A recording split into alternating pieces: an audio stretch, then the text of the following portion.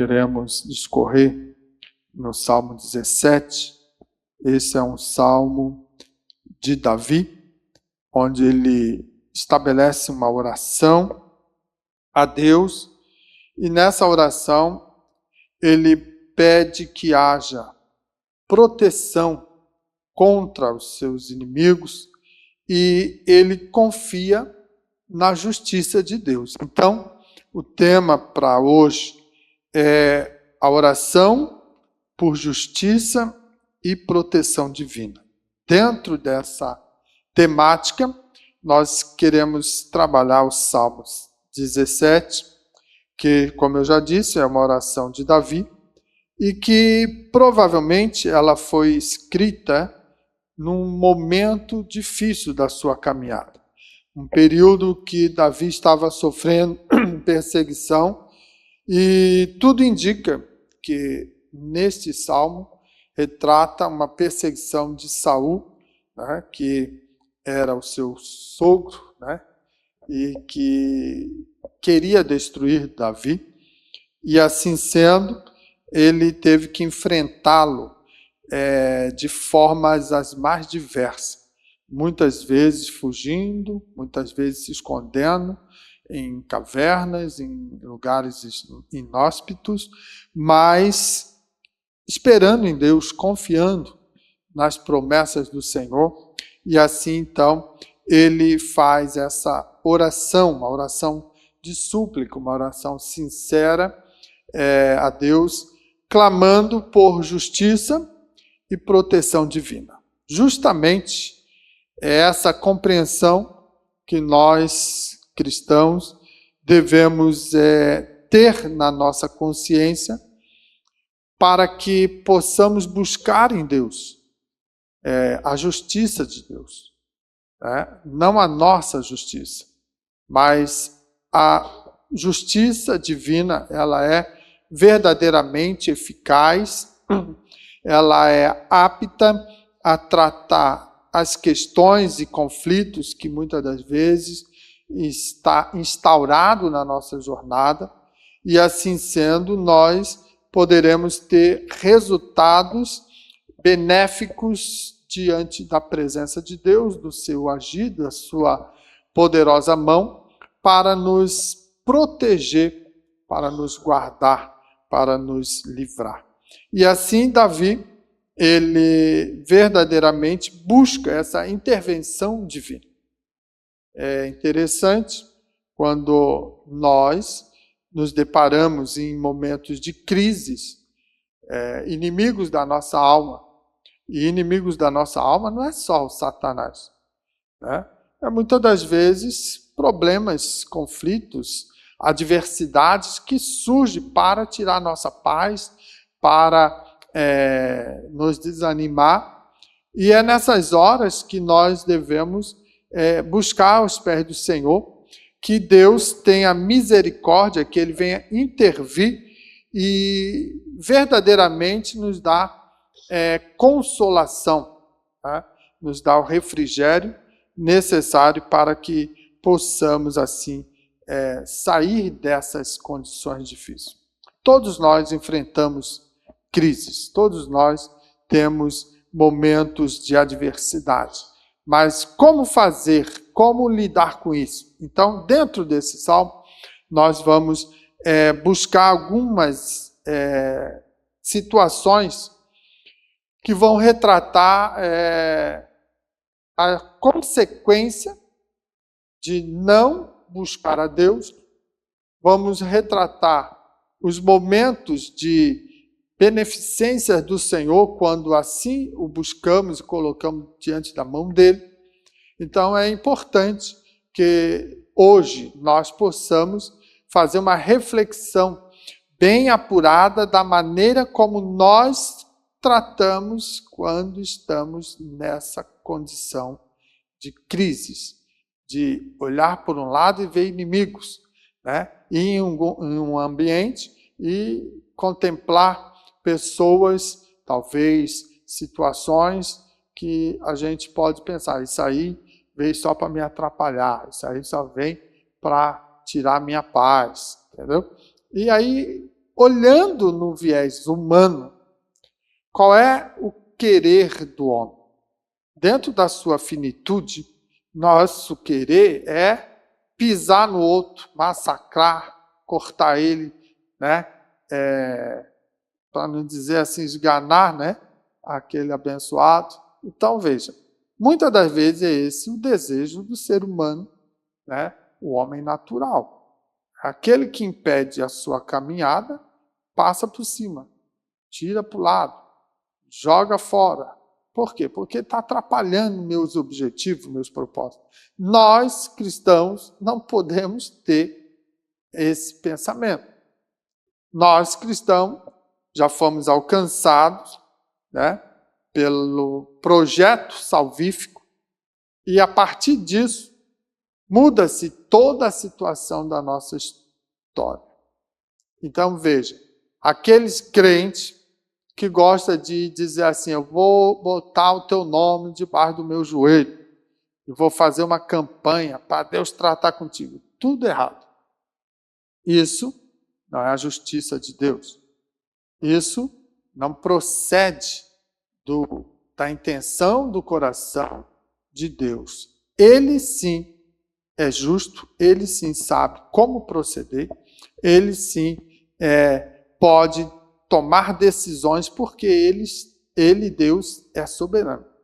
Agora, eu e você, jamais temos que pensar dessa forma. Mas tem crente que pensa? Tem. Tem crente que a gente chama crente macumbeiro, né? É aquele que gosta de jogar praga nos outros, é aquele que gosta de botar o joelho no chão e dizer, eu vou orar para Deus matar, eu vou orar para Deus tratar, tomara que bate o carro, tomara que de repente você tenha um dia difícil. Está cheio de gente dessa forma. Por quê? Porque não conhece a graça e o amor de Deus. Entende? Talvez você já se deparou com alguém dessa forma. Foi só você contrariar, né? Pisou no calo dele, ele vem e começa já a praguejar e desejar o mal para você. Então você tem que repreender isso e pedir a graça e a misericórdia do Senhor. Davi, ele estava sendo, de certa forma, perseguido injustamente. Ele estava passando por um processo, e é interessante a gente ver, quando ele faz a oração, ele põe já bem declarado na oração a sua intenção, no verso 1, quando ele diz assim, ouve, Senhor, a justiça, atende ao meu clamor, dá ouvidos à minha oração, que não é feita com lábios enganosos. Então veja, no Salmo 17, o verso 1, ele já estabelece algumas condições para suplicar ao Senhor. Então, dentro dessa ideia do propósito do Salmo 17, verso 1, você vê o seguinte, o coração de Davi está fazendo um apelo à justiça. Não a dele, mas a do Senhor. Então ele diz, ouve, Senhor, ou seja, há um clamor, Senhor, ouve diante da tua justiça e atende o meu clamor. Eu estou passando por crise, eu estou passando por momentos difíceis, eu estou sendo perseguido injustamente, mas, Senhor, ouve o meu clamor. E olha, esse é um coração sincero, esse é um coração e lábios que não são enganosos. Então, ele está confessando assim, do fundo do meu coração, está saindo o sentimento de clamar a ti, porque eu não estou vendo solução de outra maneira. Eu não posso tomar um posicionamento terrível sobre a vida do meu perseguidor, porque eu tenho uma promessa de ti. Eu estou dentro de um propósito. Agora, infelizmente, houve uma enciumada da parte de Saul, Muitas das vezes, pessoas relatam coisas mentirosas a respeito de alguém e se cria um embaraço. Saul estava vendo o agir de Deus na vida de Davi. Saul, ele ficou indignado quando ele ouve aquela canção, né? Saul e seus milhares, Davi e seus 10 milhares, ou seja, uma condição de assim, um camarada que apareceu agora, não tem nada aí na vida. E aí começa a ser exaltado, porque venceu um gigante. Então, veja, é uma condição que Deus já está preparando o ambiente para abençoar Davi, e isso trouxe uma ciumeira sobre a vida dele. E aí Saul começa a perseguir, Saul começa a tomar atitudes, Saul, ele está verdadeiramente com o coração desejoso em destruir Davi. Esqueceu dos benefícios que Davi produzira no reino, na vida dele. Então, Davi tem que sair daquele ambiente. E Davi foge. E dentro de uma dessas escapadas que Davi faz, ele está no deserto de Maom, fugindo de Saul. Mas chega um momento que Saul ele cerca por todos os lados Davi. E Davi fica numa situação difícil, não dá para ir para a esquerda, para a direita, para frente, para trás. O que é que ele vai fazer? Então ele olha para os céus, ele clama a Deus, ele busca pela presença do Senhor e Deus intervém na vida de Davi. Ele faz com que os filisteus invadam lá Israel. E aí vem um mensageiro às pressas avisar, olha, Saul, Israel está sendo invadida, está sendo tomada pelos filisteus. A ponto de ele ter que abrir mão do seu intento de destruir Davi e voltar para casa para poder defender o seu povo contra as investidas dos filisteus. Isso aí é o quê? É por acaso? É sorte? Não. É Deus tratando e libertando aquele que clama. É importante entender isso. Às vezes a gente não entende de onde vai vir, né, a resposta de Deus. Como Deus vai agir? Nós às vezes até pensamos, Deus talvez vai mandar o irmão fulano de tal, lá em casa ele vai trazer um benefício, ele vai trazer uma palavra de Deus, ele vai ajudar, e Deus manda outra forma. Uma pessoa, talvez que você nem imaginar, Deus abre porta e direciona para um outro caminho, ou seja, Deus é soberano. Ele sabe das coisas, como proceder, e nós não saberemos a forma como Deus vai agir em cada situação da nossa trajetória. Então, é importante, quando a gente olha, analisando esse texto, a gente vê, Davi clama por justiça, confia que Deus, ele verdadeiramente vai ouvir o seu clamor, ele enfatiza que dentro dessa oração, desse propósito, ela está sendo feita com pureza, com sinceridade, né? Ou seja, um coração puro, sem maldade, sem engano, sem intenções de destruir o seu inimigo, mas que Deus possa fazer justiça segundo a sua soberania. Isso é importante entender. Porque se nós pudéssemos, nós tomávamos decisões as mais variadas e iria realizar maldades mil, como muitas das vezes tem pessoas que detêm poder e pelo fato de ela empoderada, ela às vezes prejudica pessoas, às vezes prejudica um povo, às vezes destrói, né, situações de benefícios para uma sociedade, para uma população, uma nação, só pelo fato de maldade. Então, é importante a gente ter essa reflexão, esse discernimento de saber se nós somos filhos de Deus, se somos cristãos, se vivemos pela palavra. A palavra de Deus, ela tem que filtrar. Ela tem que estar direcionando as nossas atitudes. E dentro dessa situação, nós temos que refletir. Nós não podemos revidar com a mesma moeda. Temos que pedir a Deus graça para podermos realmente fazer uma oração eficaz, justa e que Deus venha nos proteger. Então, Davi, ele trabalha dentro dessa condição. Olhando para alguns exemplos bíblicos, nós podemos lembrar de Daniel.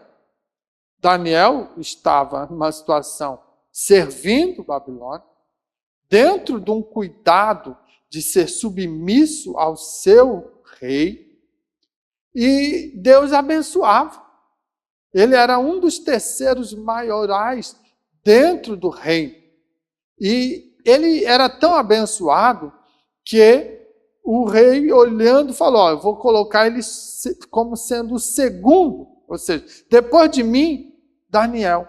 Isso trouxe insatisfação.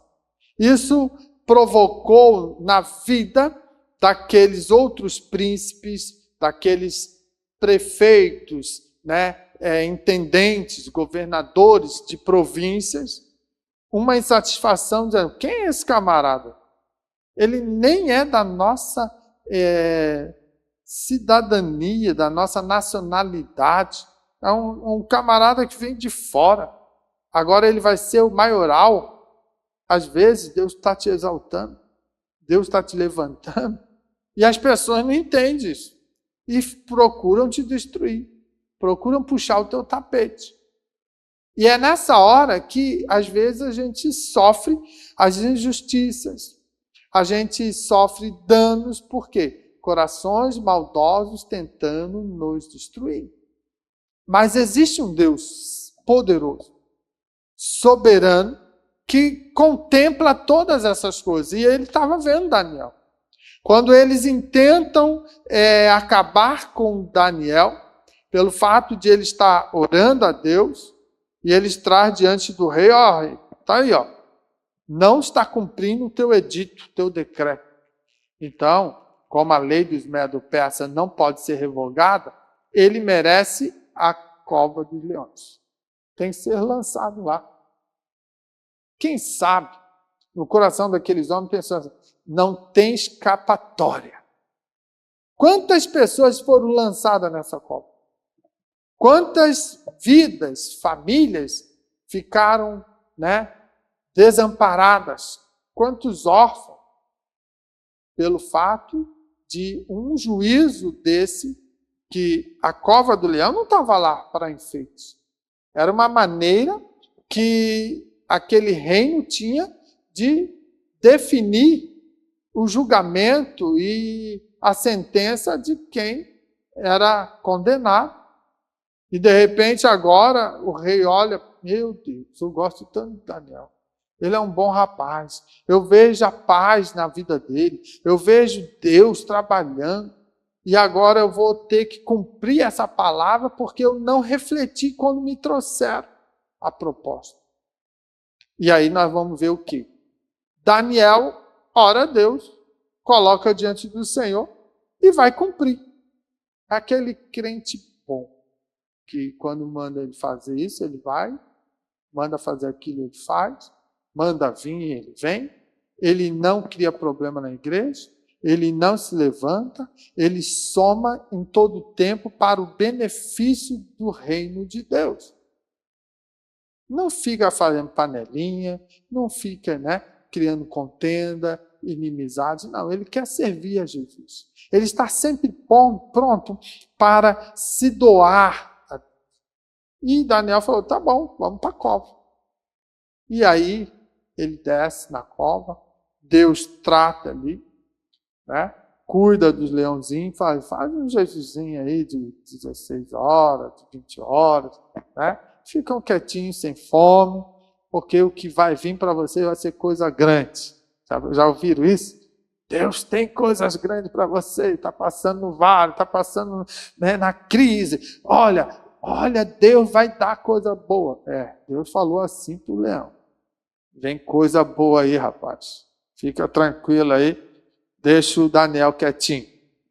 Isso é o quê? Provisionamento de Deus, é a justiça de Deus operando, porque Deus viu as intenções. Deus observou toda a situação, né, que foi tramada para tratar contra o seu servo. Então, dentro disso, a fidelidade do Senhor, ela é tremenda na nossa vida. Ele é fiel em todo tempo. Se você anda e demonstra temor a Deus, integridade ao Senhor, Ele é fiel para te guardar, para te livrar, para abrir porta, para te fortalecer, para te guiar, né, diante de situações que às vezes a gente fica preocupado. Deus, Ele é fiel.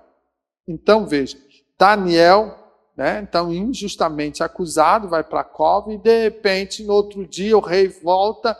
Daniel, rei, estou aqui tranquilo. Eu não dormi direito, eu perdi o sono, eu fiquei preocupado. Não, meu Deus mandou anjos para fechar a boca do leão. É isso que Deus faz. Entendeu? A oração há um clamor por justiça, para que Deus opere. E aí a proteção do Senhor vem em consequência de fidelidade, de temor, de estar debaixo da bênção do Senhor. Essa condição nós também podemos observar quando Paulo fala lá em 2 Coríntios 5 e 10, ele mostra que haverá uma justiça plena, né, naquele dia. Diz assim o texto: porque todos devemos comparecer ante o tribunal de Cristo, para que cada um receba segundo o que tiver feito por meio do corpo, ou bem ou mal. Ou seja, nada como existir um equilíbrio da justiça divina para julgar no tribunal de Cristo. Todos nós teremos que estar diante dele. Nós, que eu digo, salvos. O tribunal de Cristo é para salvos. Você vai chegar diante do Senhor e Ele vai julgar tuas causas, vai julgar, né, os teus atos. E Ele vai medir. Isso aqui é palha, passou no fogo, queimou, acabou. Isso aqui é precioso. Ele passa no fogo e permanece. Ou seja, o teu galardão vai ser dado dentro desse tribunal.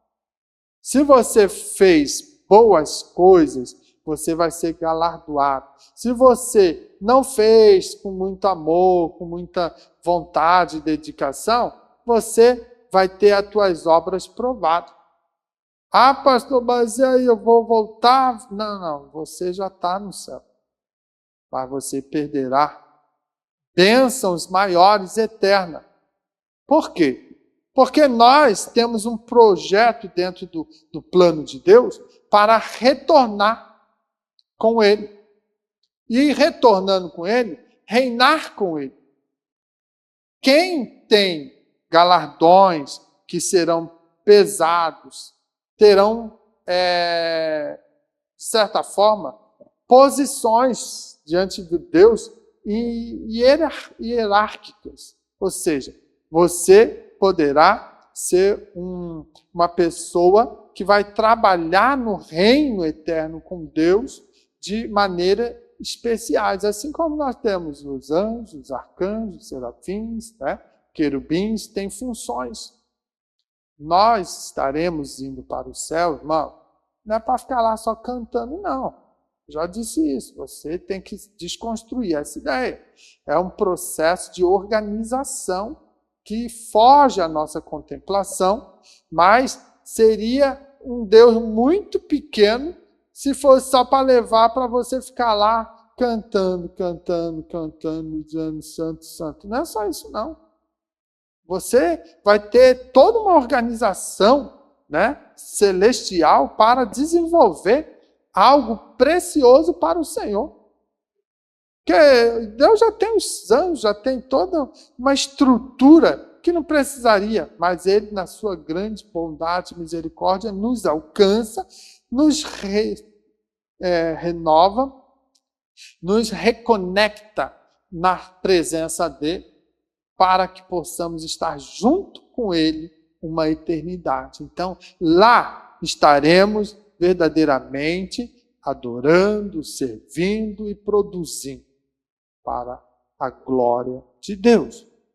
Então, veja, quando Paulo ele fala sobre esse julgamento, ele reforça a ideia que Davi também tem da confiança da justiça divina. Ele destaca aqui um processo que Davi, conhecendo Deus e confiando nele, esperando por ele, para que pudesse julgar aquelas atitudes que ele está enfrentando. Então, veja como é importante em nossas orações nós clamar a Deus por justiça, mas a justiça de Deus, não a, como eu falei no início, Deus, mata o João, mata a Maria, porque eu não aguento mais ele. Não, não é isso. Entende? Deus, faça segundo o seu propósito, a sua justiça, o seu querer. Mesmo que o seu querer passe para me dizer que eu devo lá pedir perdão para o João, para Maria. É complicado.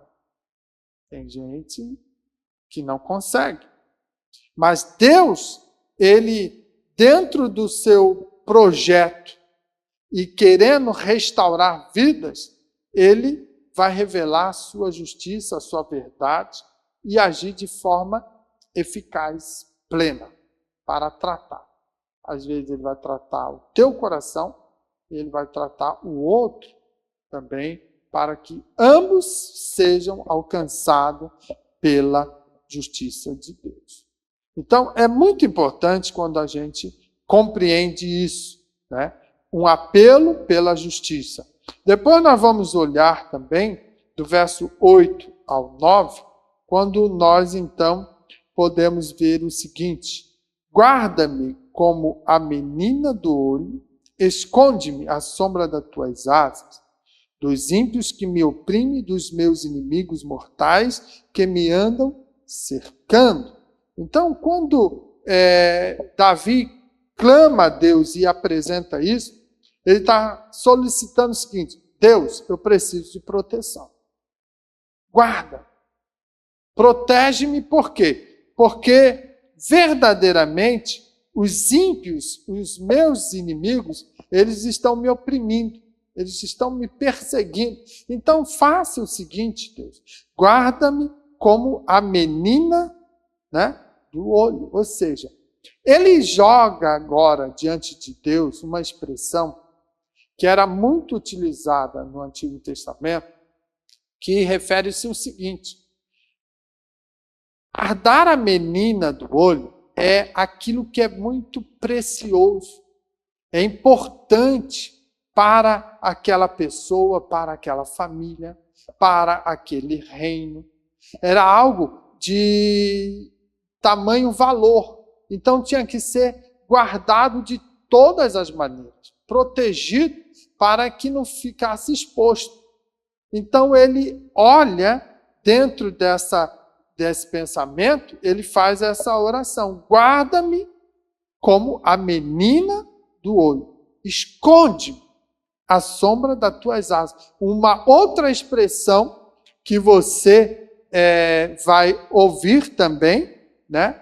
Dentro do próprio Salmos, a gente tem essa passagem, quando a gente olha ali, né, o Salmo 91, que diz assim: aquele que habita no esconderijo do Altíssimo, a sombra do Onipotente descansará.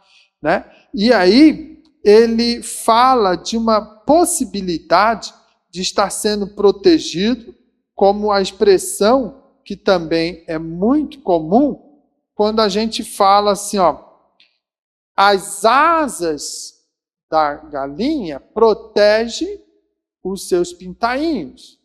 Então, quando você que tem o seu sítio, ou já foi num sítio, já observou, né? Quem cuidou, quem tratou de galinha, criou galinha, deve ter visto isso quando a galinha ela está ali cuidando dos seus pintainhos. E aí qualquer risco, qualquer possibilidade de perigo, ela abre as suas asas e os pintinhos, ela dá, né, um comando para ele, eles correm e se enfiam tudo debaixo da asinha dele.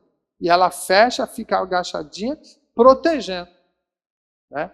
Isso é muito comum quando está num ambiente aberto e os gaviões vêm, né, para tentar pegar os pintinhos. E aí, dentro disso, ela entende, ela vê quando o gavião dá o seu brado, eu vou mergulhar e pegar alguém. Aí o que acontece? Ela abre, eles correm e se protege, fica abaixadinho. É mais difícil do que estar um solto por ali, ele pegar e levar. Então, Davi coloca dessa condição também, né? Para que o Senhor esconda a ele a sombra das tuas asas. Ou seja, Deus, que eu possa estar debaixo da tua sombra, das tuas asas, da tua proteção, do teu cuidado. Há momentos que nós temos que orar isso. Por quê? Porque o inimigo das nossas almas, ele não brinca. Ele tenta de todas as maneiras nos destruir. E se nós não clamar por misericórdia, nós não pedir que a bondade de Deus nos alcance, nós seremos destruídos. Por isso que a palavra de Deus, ela nos fala que o Senhor Jesus é o leão da tribo de Judá.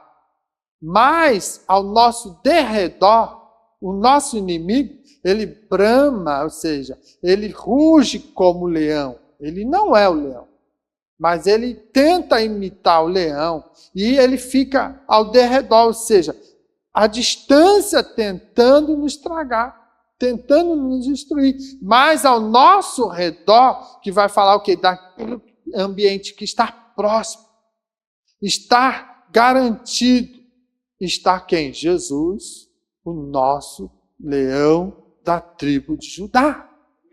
Então veja, o salmista, ele dentro da poesia, ele estabelece princípios fundamentais para revelar um Deus todo-poderoso.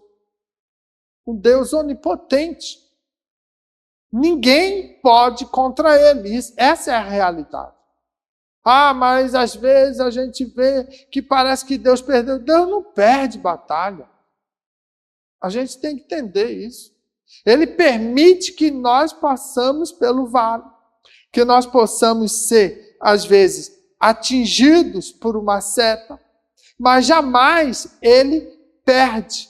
Muitas das vezes, quando nós somos oprimidos ou estamos cercados, é para que Deus revele algo que ele vai provisionar para nós. É para Deus dizer, eu estou no controle, não tema, confia somente. Fica tranquilo, deixa na minha mão. Por quê? Porque nós somos ansiosos. Nós, muitas das vezes, queremos, né, resolver segundo o nosso olhar. E às vezes Deus fala, não, deixa comigo isso aí. Eu vou resolver isso, eu vou tratar isso. Fica quietinho aí, eu vou abrir as minhas asas aqui, se esconda aí. Descanse. Não é o que o salmista fala também? Entrega o teu caminho ao Senhor, confia nele, e o mais, ele tudo fará. Então, essa relação de confiança que nós precisamos, né, estar entendendo que Davi, na sua oração, ele pede a proteção contra os seus inimigos. Um exemplo também claro disso, que a gente pode ver, é quando Elias teve o enfrentamento com Jezabel, lá em 1 Reis 19. Todo aquele capítulo vai tratar essa condição. Elias, temente a Deus, servindo a ele, Deus falou, vai lá e faz isso. Ele foi. E ela falou, eu não gostei. Eu vou matar você. Já pensou? Depois de todo aquele procedimento de Elias, né, levantar o altar, matar os profetas, né, de Baal e destruí-los todos. Ela fica indignada. Eu vou fazer contigo da mesma sorte.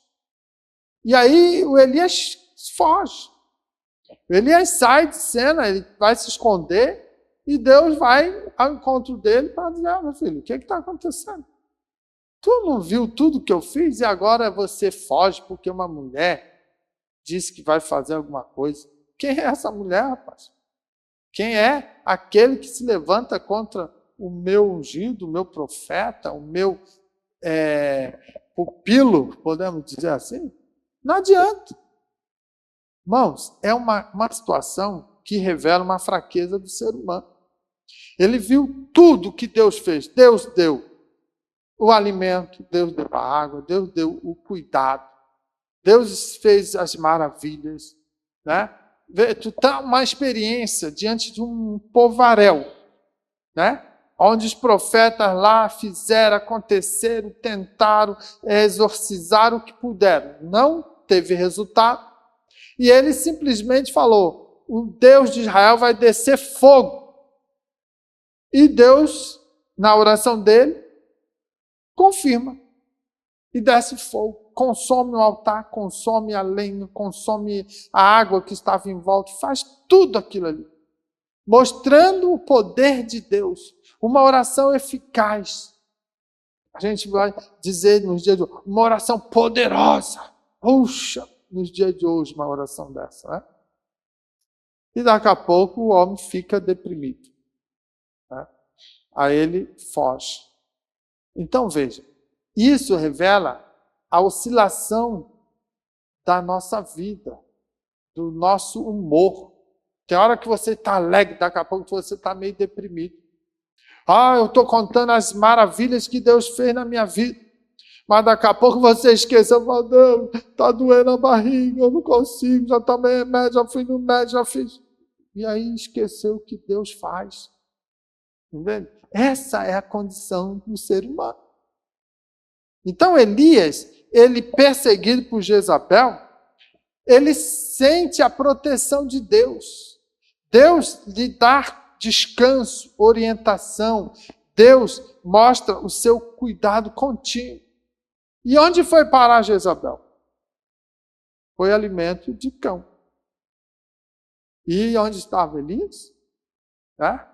Se preparando para subir num redemoinho, não é numa carruagem de fogo, não, viu? É num redemoinho. A carruagem separa ele e Eliseu, e ele é tocado no redemoinho e foi para a eternidade. Não passou pela morte. Viu? Benesse de Deus na vida do profeta. Então, Deus cuida em todo o tempo daqueles que são tementes a Ele, que têm integridade em servi-lo. Efésios, Paulo vai falar o seguinte: revesti-vos de toda a armadura de Deus, para que possais estar firme contra as astutas ciladas do diabo.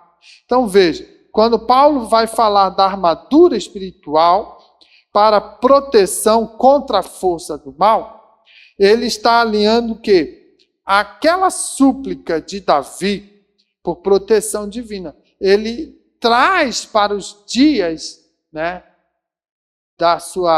do seu tempo, uma situação que nós devemos estar revestidos da armadura de Deus. Nós precisamos estar debaixo desse cuidado. Os dias de hoje, o que é que nos dá armadura? Conhecimento da palavra, que vai nos revelar quem é Deus, o seu cuidado, os seus objetivos, os seus propósitos para com a igreja. A comunhão estreita com Deus através da oração. E uma arma poderosa que o crente precisa exercer na sua jornada de fé: jejum. Quando você olha e não consegue resolver situações, e você faz um propósito em jejum com Deus, Deus começa a pelejar naquela causa impossível. Deus dá estratégias. Deus abre possibilidades. Isso são armaduras que nos reveste para enfrentamentos nas ciladas do inimigo, irmão. O inimigo, ele tem diversidade de estratégia para nos destruir. Se Deus não estivesse cuidando de nós, estaríamos já perdidos. Por quê? A própria palavra fala, as muitas misericórdias do Senhor são as causas de nós não sermos consumidos. Então isso não está ali para enfeite, mas justamente para mostrar que se eu ler a palavra, eu vou encontrar essa parte que vai dizer Deus, que a misericórdia, a bondade, a longanimidade dele, o cuidado dele está ali junto para guardar, proteger, fortalecer, animar a tua alma, então você vai estar debaixo da proteção. É a misericórdia do Senhor que nos guarda, que nos livra, que nos fortalece. Então, nós precisamos confiar na proteção de Deus. Tá? Nós precisamos nos revestir para enfrentamentos os mais adversos. Da onde você não espera, às vezes vem uma seta. Então, nós precisamos estar ciente que Ele, o Senhor, nos protegerá. Ele cuidará de nós. Quando você vai para o verso 15, que é o último, Quanto a mim, contemplarei a tua face na justiça, eu me satisfarei da tua semelhança quando acordar. Esse verso, ele tem dois sentidos. Quando Davi está falando dessa forma, ele está também expressando uma condição, irmãos, de esperança que vai além da justiça temporal, ou seja, além do período que Deus possa tratar a causa dele. Ele está mostrando, ou seja, a sua alma está aspirando ou anelando a satisfação completa na presença de Deus. Isso remete o quê? Para um tempo futuro, aonde tudo vai estar consumado e nós já estaremos em uma condição onde não tem mais choro, não tem mais dor, não tem mais nada que possa impedir a tua bênção. Então é interessante quando ele fala, quanto a mim, contemplarei a tua face na justiça, ou seja, eu posso contemplar que tu irás agir com justiça nessa causa, e eu me satisfarei da tua semelhança quando acordar, ou seja, quando eu contemplar então a tua face frente a frente. Quando vai ser possível isso? Quando estivermos na eternidade. Quando chegarmos aos céus, veremos Ele como Ele é. Então, isso é importante e nós podemos aqui, dentro de um exemplo bíblico, e é bem interessante esse exemplo, porque esse personagem passou por uma situação terrível. Ele pereceu, mas ele viu a glória de Deus. Quem? Estevão. Estevão foi levantado, diácono, na igreja primitiva, para trabalhar, para ajudar aos apóstolos. E o que acontece? Ele se destaca. Ele realiza muitos feitos e ele tem o dom da palavra. E quando ele está ali anunciando, fazendo um resumão de tudo que Deus estabeleceu num projeto para o seu povo, então o que acontece? Os sacerdotes ali, aqueles fariseus, eles ficam indignados com algumas formas como ele expressa a mensagem.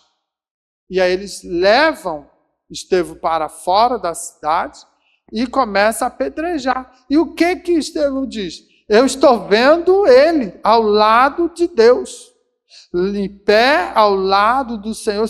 Eu estou vendo a glória dele. Ele está tendo uma contemplação de Jesus, aquele que morreu, crucificado, ressuscitou, foi aos céus e está lá à destra de Deus Pai. E ele começa a contemplar, levando pedrada, sendo martirizado, mas ele está vendo. Eu estou vendo ele face a face. Então, quando a gente olha essa condição, a gente vê o seguinte: Estevão confiou na justiça de Deus, a justiça eterna, a justiça que poderia ser operante para ele naquele dia, para livrá-lo. Mas Deus permitiu que ele fosse recolhido para estar com ele na eternidade. Então, é muito bom porque ele trata um assunto, a mensagem para o seu povo, mas ele mostra assim, o final disso aqui é a eternidade.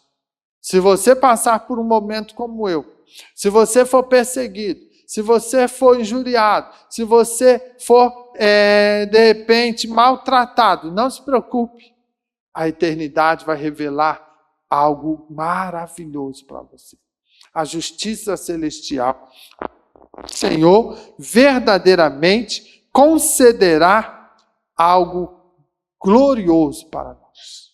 Entende? Então, vale a pena nós entendermos que há uma esperança nessa justiça divina para a nossa vida. Então, veja, quando Paulo ele trata em Filipenses 3:20, ele também aborda essa condição futura. Ele diz assim, a nossa cidade está no céu, de onde também esperamos o Salvador. Quem é esse Salvador? O Senhor Jesus Cristo. Então, lá em Filipenses 3:20, Paulo ele retrata o seguinte: ei, crente, você é cidadão celestial. A nossa cidade não é aqui, somos peregrinos. Estamos passando por um período de tempo, mas é bom lembrar e ter essa esperança celestial em Cristo. Ou seja, então, dentro desse aspecto, ele traz, Paulo, essa condição de eternidade, de cidadania celestial para nós, nos motivando a permanecer firme, permanecer constante, esperando na provisão do nosso Deus. Davi, ele tem essa satisfação na justiça divina quando ele fala ali no verso 15. Eu me satisfarei da tua semelhança quando acordar. Ou seja, quando eu passar dessa para a outra vida, então estarei acordando na tua presença, estarei te contemplando, estarei me satisfazendo, porque tu tens sido fiel para comigo. Amém? É importante, amados, que nós venhamos compreender esse cuidado de Deus. É necessário, quando você lê o Salmo, você consiga entender todo o cenário a qual ele foi estabelecido, qual é a mensagem que está evocada no texto e qual a aplicação disso para a nossa vida terrena. Por quê?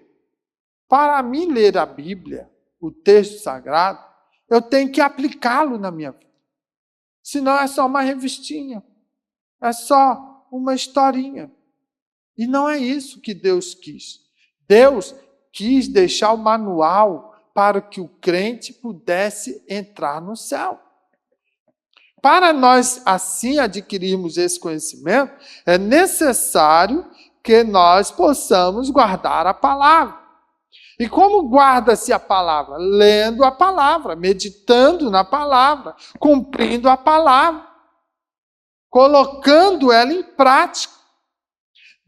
Dentro dessa condição, nós conseguiremos vencer todas as artimanhas do inimigo. Os nossos adversários nessa vida terrena cairão por terra quando nós verdadeiramente compreender que há um Deus todo-poderoso que nos diz que devemos clamar a Ele, devemos buscar a sua face, devemos colocar diante dele as nossas preocupações, as nossas ansiedades. Por quê? Porque é Ele que tem cuidado. É Ele que tem resposta. É Ele que sabe como contornar a situação e dizer, vai filho, porque a vitória já está nas tuas mãos. Então, dentro desse aspecto do texto, nós podemos ver que Deus abençoou Davi, deu a grande vitória, mesmo que nesses momentos de fuga de Davi, muitas das vezes ele encontrou oportunidade. Saul está na minha mão. Se eu quiser, eu mato ele agora. Mas ele falou, não, ai de mim, se levantar e ferir o ungido de Deus. Olha o temor e o reconhecimento. O tempo de Deus, ele vai acontecer se você tem promessa dele. É confiar e esperar. Não adianta puxar o tapete de ninguém. Não adianta derrubar ninguém. Se Deus falou que vai fazer, ele é fiel para cumprir. Então, quando Davi teve a oportunidade, o que acontece? Ele pegou, não, eu não vou fazer. Anuncia, para justamente deixar na mão de Deus, que Deus faça a justiça se ele, Saul, está vivendo de forma errada. Deus faça a justiça, não eu. É muito importante isso. A ansiedade nos dias de hoje, muitas das vezes, nos empurra para tomar as rédeas e nós fazemos a justiça segundo o nosso querer. Aí depois paga o preço. Porque se Deus não concedeu isso, vai pagar o preço. Está cheio de gente arrebentada por aí. Por quê? Porque tem tomado atitudes de realizar certos feitos segundo a sua justiça. Não pediu direção de Deus, não questionou Deus, por que isso, por que aquilo? Não, simplesmente eu não gostei, mexeu naquilo que eu não queria que mexesse e eu vou fazer. E aí se arrebenta. Às vezes se arrebenta a pessoa, se arrebenta a família, destrói toda a promessa que às vezes Deus tem na vida. Por quê? Porque se precipita.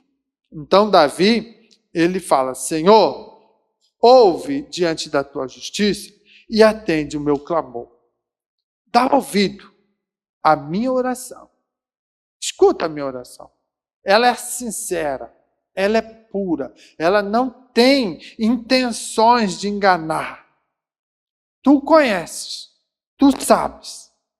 E depois ele diz assim, no verso 2, sai a minha sentença de diante do teu rosto, atenda os teus olhos a razão, ou seja, Deus, que a tua sentença saia dentro da tua justiça. Olhe com os teus olhos e veja quem que tem a razão. Quem é que realmente está agindo de forma errada. Se sou eu, contemplo. Mas se é o meu inimigo, tu verifica e faz a tua justiça. É o que Davi está orando. E aí ele vai trabalhar um monte de situações aqui. Né? Ele manda, prova-me o coração, vê se há algo mal, se há alguma coisa que está aí, de repente, né? Examina. Né? Então, isso aí é algo que nós precisamos tomar cuidado. Quando você chegar em casa, releia o Salmo 17, 1, 2, 3 vezes, e procura aplicar na sua vida essa condição, né? Para que você verdadeiramente seja vitorioso. Amém? Vamos se colocar em pé. Eu espero que você, entre um cochilo e outro, guardou um pouco da palavra, né? Para que você coloque em prática na caminhada da fé, porque isso, às vezes, você está num momento bom, mas daqui a pouco vem o momento do vale, vem o momento da crise. E aí? Ninguém está me ouvindo. Deus está te ouvindo. Recorre a Deus. Coloca diante do Senhor. Deus tem os seus meios, as suas maneiras de tratar, de trabalhar, de contornar a tua crise. E Ele vai te dar a vitória. E eu quero orar por você nesse momento e pedir que há muitas misericórdias do Senhor ela vem invadir o nosso coração. Ela vem a temperar as nossas emoções e vem refletir em nossos pensamentos para ser dependentes de Deus em todo o tempo. Pai, em nome de Jesus, rendemos graças e louvores a Ti e pedimos, Senhor, na direção do Teu Espírito Santo, em mais um dia de vitória, em mais um dia que Tu nos permite estar diante da Tua palavra, para aprender mais de Ti, para que o Teu Espírito Santo possa nos conduzir segundo a Tua vontade, segundo o Teu querer, e que vidas possam, Senhor, crescer em maturidade espirituais, que possa verdadeiramente depender da Tua graça, do Teu cuidado, do Teu amor, e que ao orarmos a Ti, Senhor, possamos ter uma oração, ó Pai, sincera, uma oração com propósito, uma oração que chega diante de Ti, Pai, também como oferta suave. Ah, Espírito Santo, como é bom, Senhor, ser direcionado pela Tua presença. Como é bom, Senhor, estar sendo cuidado por Ti. Espírito Santo, nessa noite, sonda os corações e contempla, Pai.